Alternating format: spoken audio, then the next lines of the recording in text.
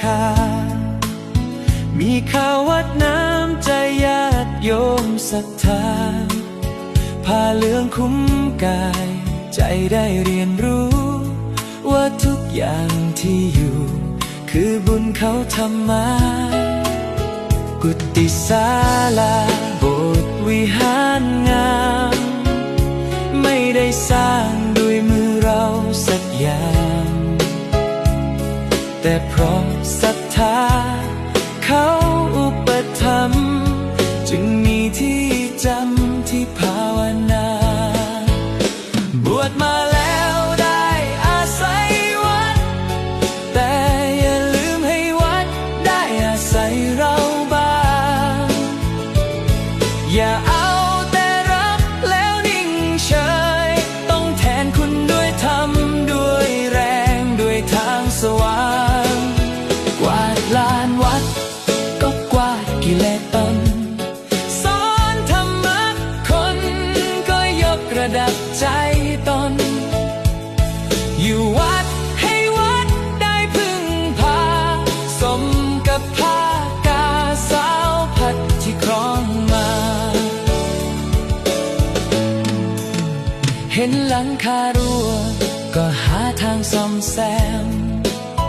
เห็นทำเสื่อมก็เพียรช่วยเผยแผ่เห็นญาติโยมทุกข์ก็ช่วยชี้ทางแก้อย่าบวชมาแค่พึ่งเอาพระปฏิมาวัดอยู่ได้เพราะพระดีมีวินัยพระอยู่ได้เพราะโยมให้ด้วยใจต่างพึ่งพาอาศัยกันไปนี่แหละธรรมที่ยิ่งใหญ่กว่าบทสวดใดๆบวชมาแล้วได้อาศัยวัดแต่อย่าลืมให้วัดได้อาศัยเราบ้างอย่าเอาแต่รับแล้วนิ่งเฉยต้องแทนคุณด้วยธรรมด้วยแรงด้วยทางสว่างกวาดลานวัด